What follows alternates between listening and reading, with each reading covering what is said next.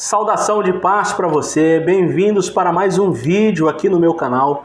Eu sou Evandro Moretti e hoje com mais um tema da fé cristã coerente, do evangelho fora da caixinha religiosa. Antes de falar o tema de hoje, eu peço que você deixe o seu like. Você que não é inscrito, por favor, se inscreva e não se esqueça da curtida, porque é assim que o algoritmo do YouTube entende que você está gostando deste conteúdo. Eu quero agradecer também a repercussão do meu último vídeo, onde provei nas escrituras que o inferno não é como os religiosos pintam, aquele lugar de tortura eterna, tá? Provei com textos bíblicos, embora algumas pessoas discordaram e até foram deselegantes, algumas pessoas, dizendo que eu estava sendo fraco em meu argumento e usaram até xingamentos, tá? Você é livre para discordar de mim, mas procure ser educado. E entre os que discordaram, existem também aqueles que foram educados, pessoas que sabem discordar, tá? Você é bem-vindo ao canal. Alguns deles me falaram sobre a passagem do rico e do Lázaro. E me disseram, olha, se o inferno não é de tortura eterna, como explicar então a parábola ou a passagem do rico e do Lázaro? E o tema de hoje é exatamente sobre essa passagem. O rico e o Lázaro dá base para o inferno de tortura eterna, ou ele é só uma parábola em que Jesus quis ensinar alguma moral espiritual, tá? Então nós vamos mostrar isso na Bíblia. Olha só, deixa eu colocar meu óculos aqui. Para esclarecer a passagem do rico e do Lázaro, é importante que você entenda três coisas. Primeiro, inferno não existia, tá? Essa palavra inferno não existia nos textos originais.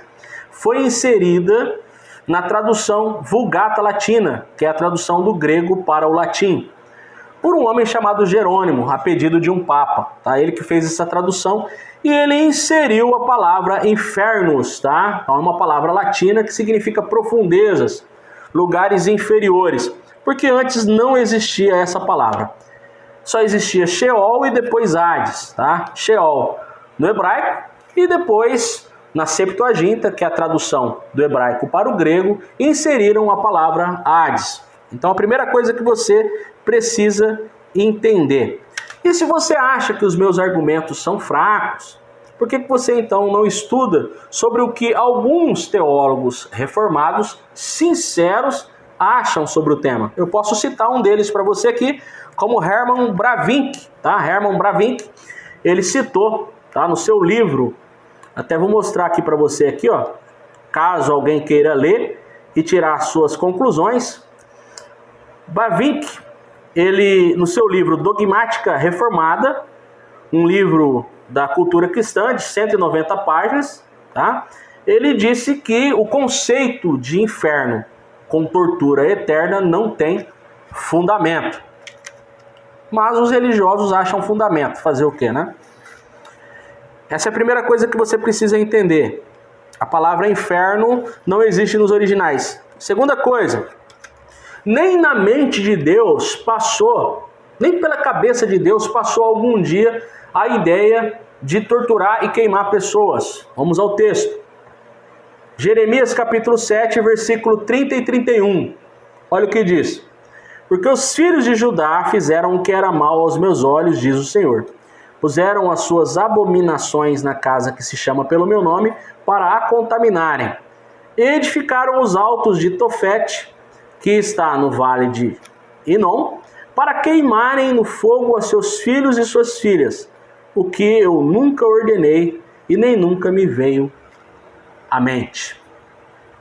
Não passou pela ideia e nem pela cabeça e nem pela mente de Deus torturar alguém com fogo, mas pela mente dos religiosos isso passou e de forma que eles até ensinam isso. Para quem não sabe, esse contexto de inferno com tortura eterna tem elementos até do teatro. Estude a Divina Comédia de Dante, estude sobre o inferno de Dante, pinturas que retratam um inferno de tortura e que pregadores tanto do catolicismo como do protestantismo pegaram emprestado aquelas ilustrações e soltam isso em seus sermões. Pura maldade, para provocar nas pessoas medo e culpa, mas nunca passou nem pela mente de Deus algo assim, tá? Outra coisa, terceiro ponto que você precisa entender. A passagem do rico e do Lázaro não dá base para um inferno de tortura. Vamos ao texto. Essa passagem está lá em Lucas capítulo 16. Lucas capítulo 16, a partir do versículo 19, você vai ler a história do rico e do Lázaro.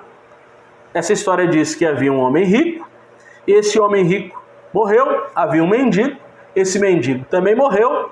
Os dois se viram, tá? Após a morte, isso em um lugar que Jesus chama de Hades, e um conversou, tá, com o outro, um avistou o outro. No caso, o rico conversou com Abraão, que estava próximo a Lázaro, né? E pediu para que Lázaro molhasse a ponta do seu dedo na água e desse a ele, coisa que aquilo ia resolver o problema naquele tormento que ele estava vivenciando, tá? Vamos colocar aqui, ó, versículo 23, tá? Lucas 16, versículo 23. E no Hades ergueu os olhos, estando em tormentos, e viu ao longe Abraão e a Lázaro no seu seio. E clamando disse: Pai Abraão, tem misericórdia de mim, e envia-me Lázaro para que molhe na água a ponta do dedo e me refresque a língua, porque estou atormentado nesta chama. Então vocês conhecem o restante da história. Abraão negou, disse que não era possível e tudo mais. E muita gente, alegando que essa história é verdadeira e é uma prova de um inferno de tortura, comentaram no meu vídeo anterior, dizendo que eu estava ensinando mentiras às pessoas, porque eles acreditam que essa passagem seja literal. Vamos lá, se você acredita que essa passagem é literal, então você precisa ser honesto. Ao ler a Bíblia, você precisa ser honesto consigo mesmo e com o texto. Duas perguntas devem ser feitas ao ler a passagem do rico e do Lázaro. Para quem Jesus estava falando e por que Jesus estava falando? E você encontra essa resposta no texto? Encontra. Encontra no versículo 14 de Lucas 16. Olha só, é só você voltar um pouco. No versículo 14 está escrito assim, ó: Os fariseus, que eram gananciosos, ouviam todas essas coisas e zombavam dele, zombavam de Jesus. Então, para quem Jesus estava falando? Jesus estava falando para os fariseus. E por quê? Porque eles eram gananciosos. Jesus estava cuidando do problema da ganância humana. E os fariseus tinham muito isso. Eles acreditavam que os ricos tinham o favor divino, enquanto os pobres não tinham. Jesus está quebrando este conceito, tá? Então, faça essas duas perguntas. Ao fazer essas duas perguntas, você já vai obter a resposta, tá? 3 pontos a serem considerados também na passagem do rico e do Lázaro. Ponto A: se esta passagem for literal, então a parábola anterior também é. E qual é a parábola anterior? A parábola do administrador infiel. Um homem que devia para o seu senhor, então ele sai falando para os devedores que deviam uma importância maior, que pagassem uma quantia menor, tá? Então ele fez uma maracutaia e no versículo, olha só, 8, tudo está em Lucas 16. No versículo 8, e louvou aquele senhor ao injusto mordomo por haver procedido com sagacidade, porque os filhos deste mundo são mais sagazes para com a sua geração do que os filhos da luz. Eu vos digo ainda, granjeai amigos por meio das riquezas da injustiça, para que quando estas vos faltarem, vos recebam eles nos tabernáculos eternos. Será que aqui Jesus estava aprovando a desonestidade? Porque aqui a história é de um homem que comete um ato de desonestidade com o seu senhor. Ele faz uma maracutaia ali, uma malandragem, tá? Será que Jesus está aprovando isso? De forma alguma, gente. É uma parábola que Jesus está ensinando que essa vida é passageira e que devemos, com os nossos talentos efêmeros, aqueles que acabam-se aqui, ter uma vida justa, tá? E ter relacionamentos saudáveis. a fim de que nós não passemos para outra vida tendo em uma consciência o peso de termos maltratado alguém. O texto está falando sobre isso. Então a gente precisa entender que a Bíblia, muitas vezes, principalmente no Novo Testamento, na pessoa de Jesus, vai falar com as pessoas por meio de parábolas, de lendas, de onde se extrai uma lição de moral importante para a vida espiritual, tá? E o ponto C que precisa ser considerado: se a passagem do rico e do Lázaro for literal, então as pessoas, elas têm corpo, mesmo depois da morte. Jesus, uma vez falando com os saduceus, disse que seríamos como os anjos. Mas aqui o que vemos é alguém que tem olhos, porque ele levanta os seus olhos e pede para Lázaro colocar um pouco de água no dedo. Corpo, mesmo depois da morte. Ué, mas o corpo não fica aqui quando é sepultado? Fica. Então você tem que dizer que o corpo vai junto quando a pessoa morre. E você sabe que não, e isso é incoerente. Esse é o ponto que, com certeza, se você for honesto, você vai dizer que é verdadeiro, tá? E o outro ponto que você precisa ver é que, nessa passagem, o céu e o inferno, ou o Hades e o paraíso, estão perto um do outro. Porque um consegue enxergar o outro. E não me venha com passagens dizendo que isso foi até a ressurreição de Jesus, porque todos os textos que se referem à espiritualidade após a ressurreição de Jesus não defende a tortura eterna. Então esse texto também não defende. Então quer dizer que o inferno e o paraíso, eles estão próximos, de forma que os que são de Deus conseguem enxergar os que não são de Deus e conseguem ver toda aquela tortura, e o Deus de amor aprovando tudo e deixando com que as pessoas enxerguem o seu irmão, que não era da igreja, sofrendo. É isso que vocês querem pensar? É isso que vocês querem defender? Olha, eu não consigo defender algo assim, porque em toda a Bíblia, principalmente na Nova Aliança, os ensinos de Cristo não nos mostram crueldade nem injustiça no Senhor. Mas você é livre para pensar como quiser, tá? É uma parábola, tá? É uma parábola. E o que essa parábola nos ensina? Essa parábola nos ensina que riqueza não compra salvação. Olha só, Lucas 16:13. Olha o que o texto diz.